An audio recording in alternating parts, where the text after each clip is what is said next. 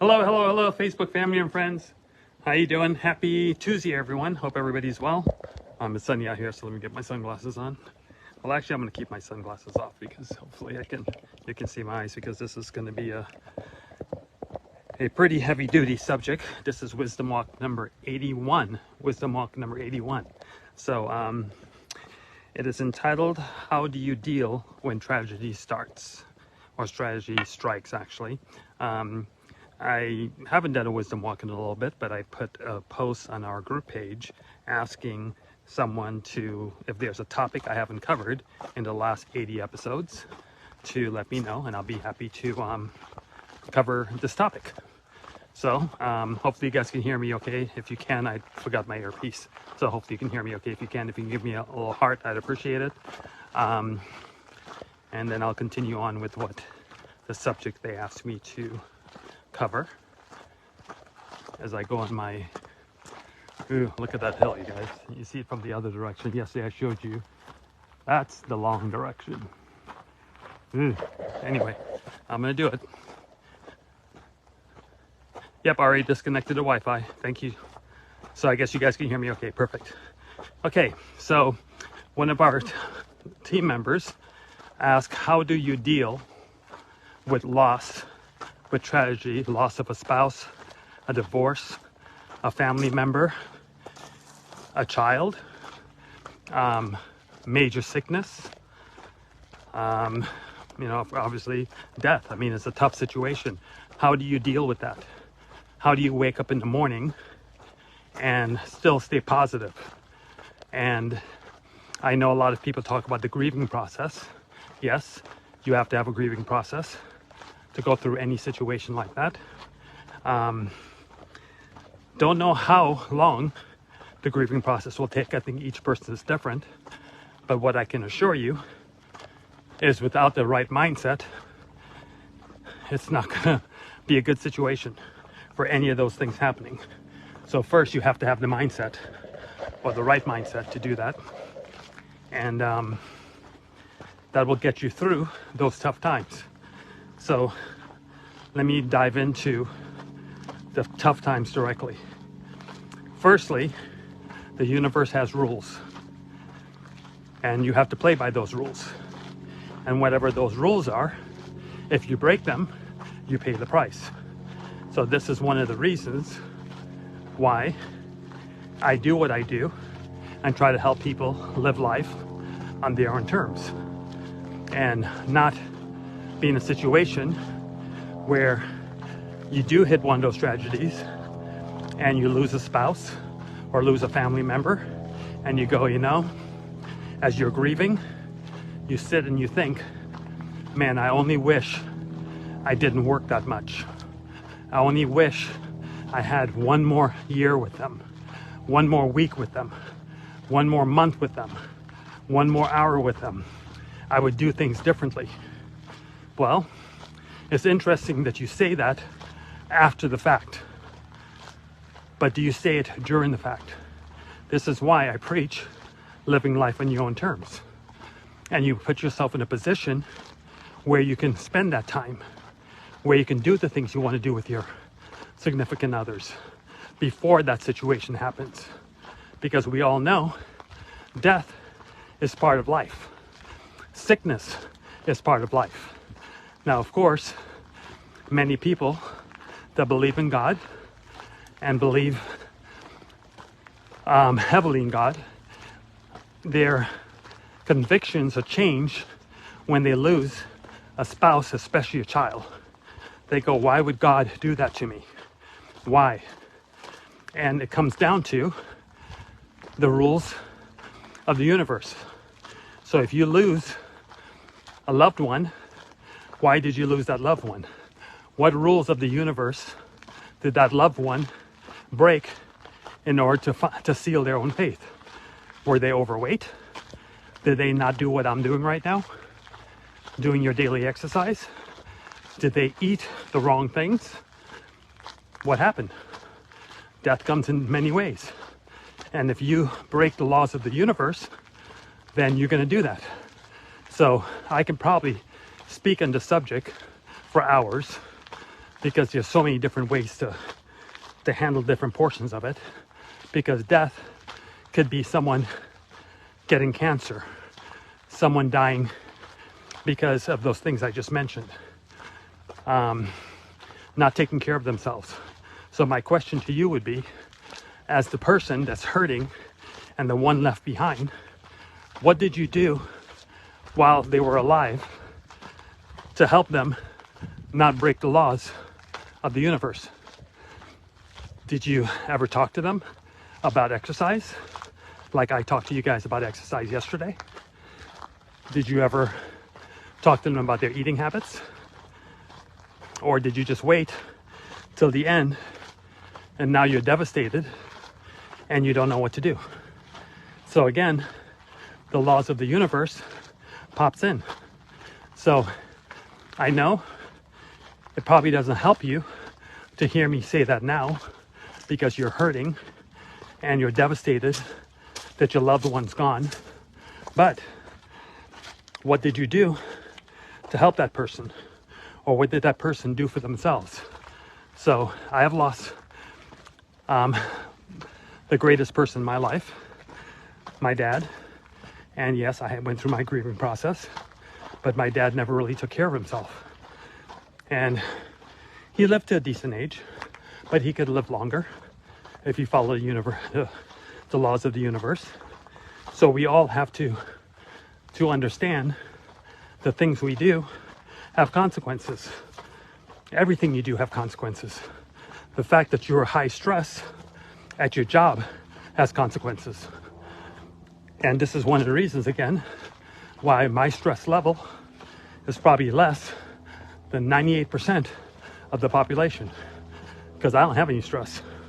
I have no distractions. I have no stress. It wasn't always that way.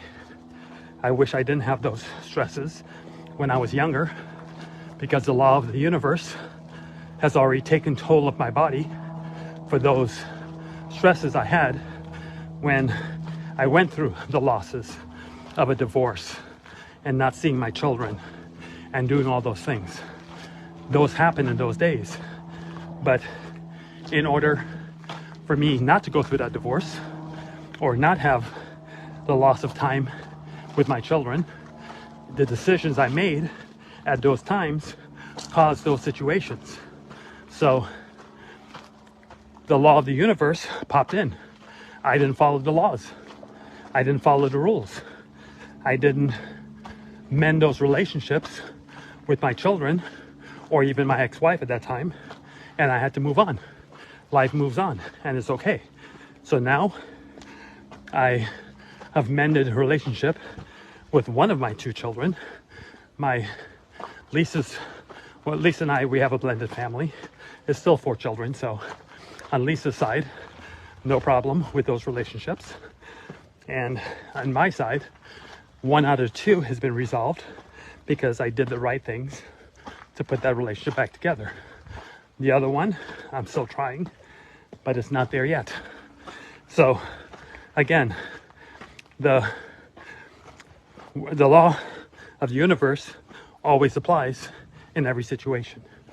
And you have to put yourself in a position to make sure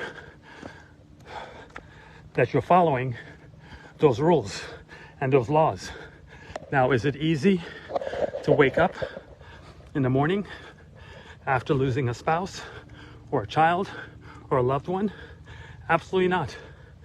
But if it brings you any comfort, I can assure you that that loved one wouldn't want you to live a life of pain and of feeling bad because of their situation, because it's not a surprise to us that all of us have an end date. We all do. Don't know when that will be. Don't know if it will be at 20 years old, 50 years old, 100 years old. We don't know. But as you go through your life and you go through the processes of living your life, you have to examine all the things you do on a daily basis and how does that affect the outcome of your situation, the outcome of your loved one's life. My queen, for example, she won't have that regret if something was to happen to me soon, because she knows in her head and in her mind that she's done everything to help me stay healthy. I'll give you a perfect example. 2 weekends ago, we were at the grandkids' homes, and we were sitting on the floor, and my son and his wife and Lisa all sat in the Indian position on the floor, folding their legs, playing with the grandkids. They were all drawing. And I tried to do the same thing, and because of my hip surgery and me breaking my hip about 8 years ago and the screws I have in it, I wasn't able to do that. So I'm sitting there, and I can just see the queen looking at me going, she acts a little different. She's not very vocal. She's just a massive action person. She's all about action. Doesn't say much, but she gets the job done more than you can know. So that was Sunday. By Tuesday, 2 days later, I'm in a stretch class called Stretch Lab because she booked an appointment, told me, hey, you have an appointment at 3 o'clock on Tuesday to start stretching. And today was my second appointment because I do it every Tuesday now. So now I'm putting myself, or she's putting putting me in a position where I can start stretching and able to sit in that position. Every single morning, some of you already know this, she makes my green drink. She puts it right there in the refrigerator or comes and puts it on my desk. Whether I drink it or not, that's up to me. She doesn't make me drink it. She doesn't tell me to drink it. She doesn't force me to drink it. She doesn't say anything about drinking it. She puts me in a position to make the right decision. If I choose not to make the right decision, don't drink it, then I just broke a law of the universe, which is not eating healthy stuff, and I will pay for it later. I'll pay for it in an early death. I'll pay for it in losing 2 or 3 years with my family, with my friends, with my team, teaching you how to do things. So everything in the world has consequences, because the law of the universe works 24/7, 365 days a year. It does not stop. Not for your personality, not for your ego, not for your feelings, not for your sad feelings, not for your happy feelings. It does not care. It operates no matter what. So, how do you deal with that feeling of that loss? You just have to know, whether you're religious or not, you have to know that that person is in a better place. You have to understand that in life there's death, and hopefully you have done everything you can while that person is alive to do everything that you can do. Again, I think I did a wisdom walk about finding the right spouse and the right partner in your life, and I was extremely blessed with that, because boy did I find the right person. I remember her dad getting and he is up there in age, he's in his 80s, getting a pretty bad report from the doctor, and he was going downhill real fast, and it wasn't looking good. And of course, my queen jumped into her situation, because again, he wasn't doing the right things, broke laws of the universe, and break laws of the universe enough, it will take your life. So she went down there for a month, changed all his habits, changed what he ate, changed what he did, and a few months later, the doctor is telling him, I don't know what happened, don't know what you did, but you don't need insulin anymore. You don't need this anymore, because he changed the way that he operated, and she put him on track to not break the laws of the universe.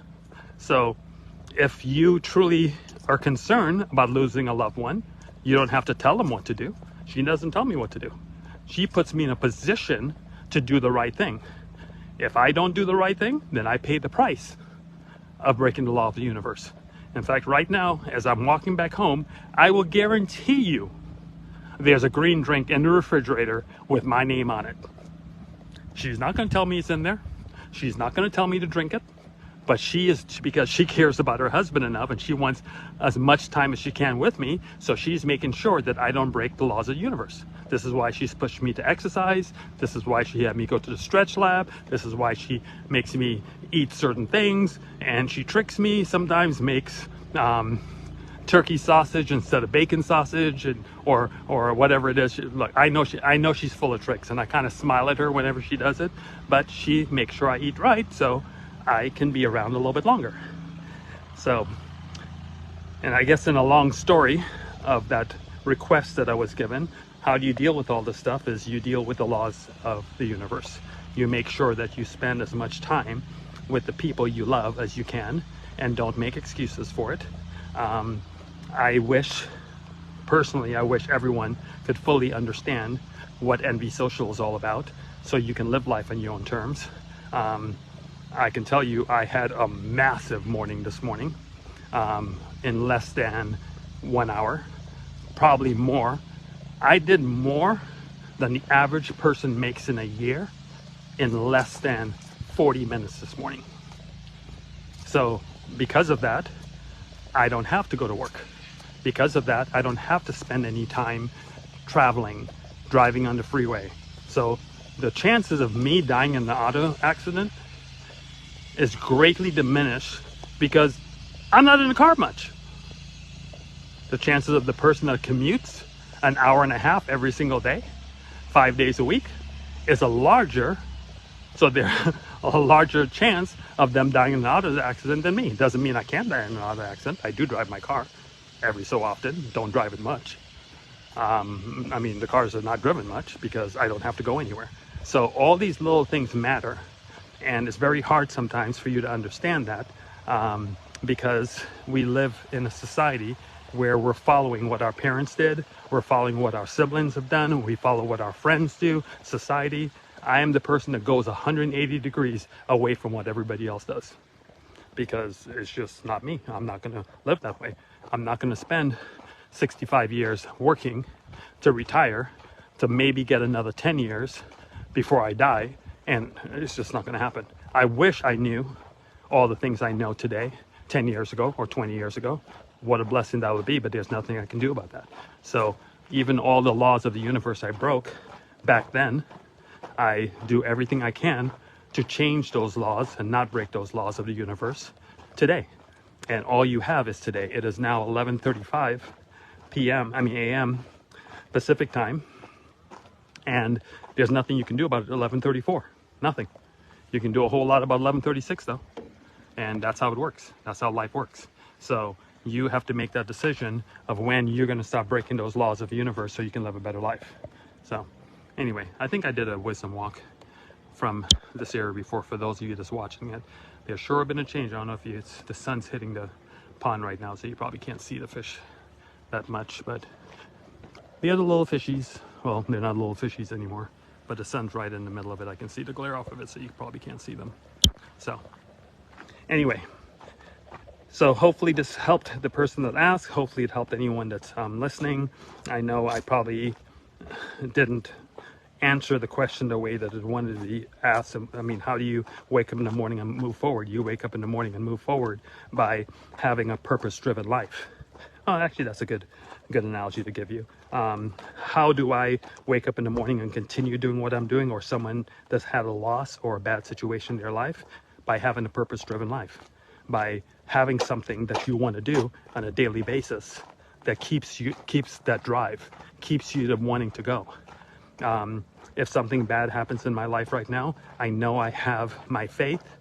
I have what I want to do, what I want to continue doing in my life, which is blessing others, giving everybody opportunities. I mean, this is the 81st wisdom walk I've done. There's 80 more of these. I was all different parts of the world recording these, and someone has been helped, or something that's been said that changed someone's life. And that is what keeps me going every morning. So to answer that long question, how do you wake up and not be depressed, is by having purpose in your life. Having something that you live for, something that matters to you, something that wakes you up in the morning, your why. Why are you waking up in the morning? And if you haven't found that why yet, I highly recommend you find one soon, because without a purpose of waking up in the morning, that's when depression pops in. That's when you start thinking thoughts that you shouldn't be thinking in your head. Okay? So there you have it. Appreciate everyone. You guys have an amazing rest of your day. Love you all. Take care.